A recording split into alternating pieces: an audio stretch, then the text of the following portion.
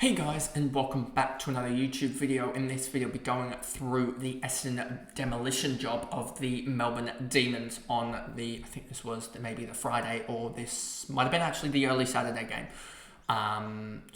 This was the early Friday or mid-afternoon Friday game, because this was grand final weekend. We won't need to talk about the men's side of that anymore. But so they had the 4 games on the Friday, I should say, and then I think they had the 5 games on the Sunday to work around the men's game. But anyway, let's just jump into this video here.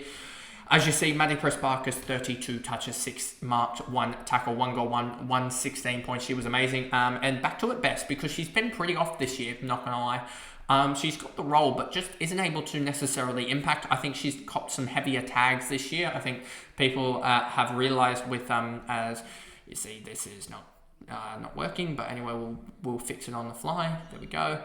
There we go. It should be able to flick now. As you see here, Maddie Prespakis, 116, 32 touches, 6 marks, 1 tackle. But yeah, as I was saying, she does have, she does cop a little bit more of a tag this year. I think they've realised it because sort of Nanscorn and then who's that sort of third midfielder. If we go over here and we look at the stats for it and we flick to Essendon here, I think you'll see Maddie Prespakis leading it. Wales, the ruckman, and then you've got Nanscorn and Kane. And Kane isn't really, I don't think, averaging too much here. You can see Kane with 19 touches, 2 and 6. So she's doing a little bit of work, Kane, but not outlandishly. If I actually go to her stats, I want to say she's probably averaging, I would say, around about that 16, 17 touches for the year per game. So let me just quickly bring this up here. Where is it? She got 87 points, which was actually a fair effort. But if we look at her stats for the year, she's averaging 65 fantasy points on 13.4 disposals, 6 tackles. So both her and Nanscorn are more the tacklers in the midfield rather than Maddie Prespakis, who usually gets high disposals. I mean, Nanscorn is still getting 20 to 25 touches a game, but it isn't like the Maddie Prespakis who's getting those dangerous 30 to 30 touch games. If we look at Nanscorn here quickly on my phone, I'm just looking at her 22 disposals per game and her meters per game. Let's just check. What are her meters per game sitting at? Do they have that? I don't know if they do. Let me just check here. Where is it? Don't know if they necessarily have the meters per game, which kind of sucks because that would be a really good stat to have in general, but I don't think they do have it. Which is kind of annoying to see. Do we have anything here? Just looking at it, don't think we can necessarily find it. But yeah, she is a little bit down on others. If I actually go to... No, I won't be able to find it quickly here. But Nanscorn, 24 and 8, and is more of that tackler than Maddie Prespakis, who I think is averaging somewhere around that 28 touch per game. Maddie Prespakis only 25 touches, but yeah, she's definitely on a little bit of a higher... I would have as a guess a little bit higher of the meters gained effectively. That's all that I'm trying to allude to here, and yeah, I just still can't find the likes of the meters gained per game, which is a little bit disappointing that it's not on there, as it's pretty regularly seeable in the men's comp. But I can actually look at it. I'm pretty sure she had 424 in this game particularly. Nanscorn herself had 133, which is, you can see the stark difference there, and Kane herself had 400. So Kane actually had quite a few meters gained for the disposals that she had comparative to Prespakis, but I don't think she does that regularly, given that she only averages 13 touches, whereas this had a 19 touch game. Bannister kicked 4, not going to happen regularly. Alexander, 81, and you see here that was pretty good from her. I just want to check, does she have what her stats like? Let's just check here. 81, 51, no real CBAs, more playing that sort of half forward. Don't think she would be relevant on her double this week. Radford, 80, Gee, 77, Wales, 74, someone that I did look at, but I was just like, there's not really much of an upgrade to O'Dowd at the moment, who is still getting majority ruck. So the only ruck I would have gone to is Strom, who I'll probably go to in round 8. I hope, if I can get there. Walker, 72. Gay, 71. Gay was another one that I did look at, but I was just like, I think I'm just going to go for the underpriced option there.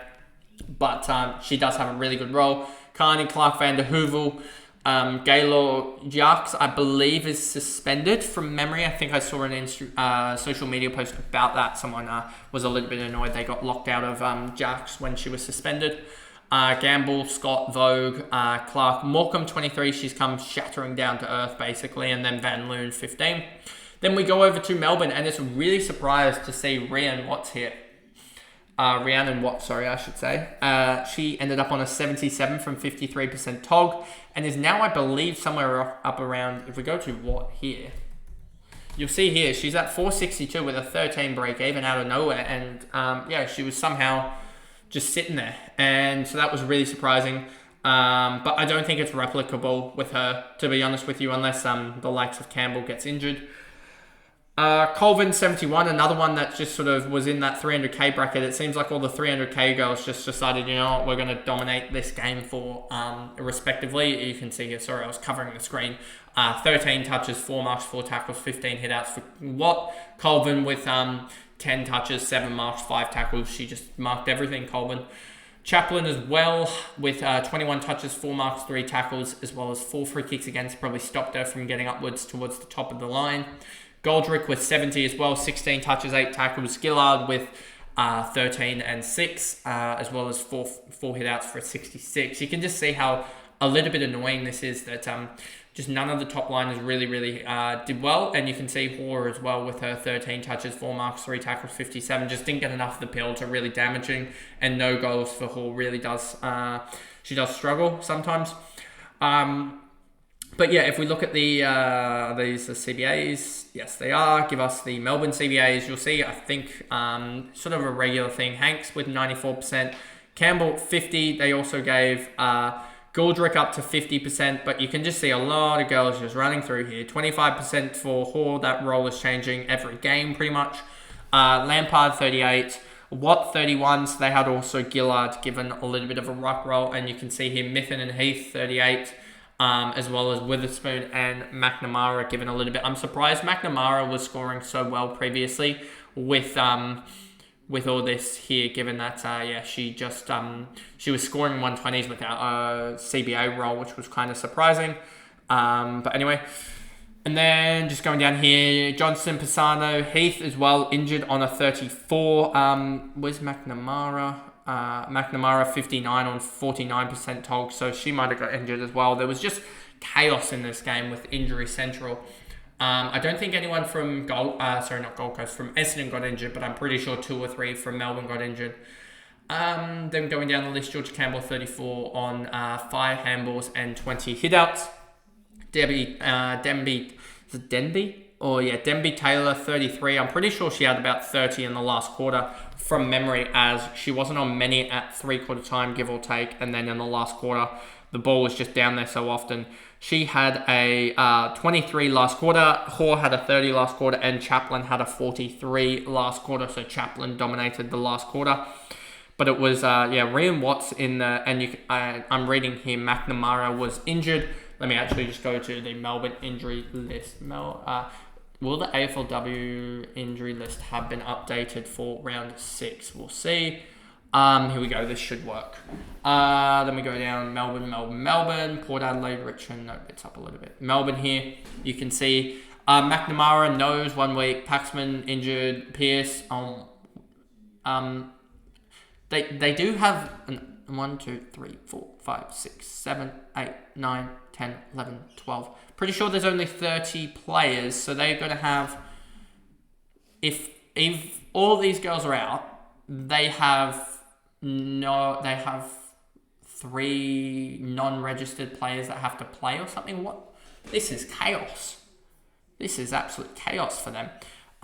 You got Baisley season, Taylor season, Hose season, Mackin season. So you got 4 girls on the season, and then you got Taylor, who's a test, and also Heath, who's a test. So you realistically have to get those 2 back, and then just hope. Well, I'm pretty sure Zanka with a knee, that'll be potentially season. And then you're just going to get McNamara and Paxman back. This is crazy. But this should open up the roles for Hoare and Goldrick then, if they just have no one.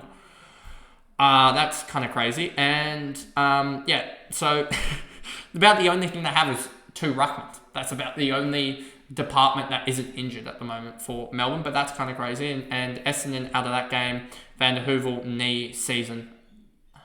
She played in the game though, didn't she? Van der Heuvel, yeah, so she must have got injured late on in the game. Two Goods 1 week away, and Goff and Brown. So Two Good could potentially come back for the last couple games of this season there. But that's kind of crazy. Paxman, didn't we say, was out injured as well? Go back in. This is Paxman foot. So they have Paxman,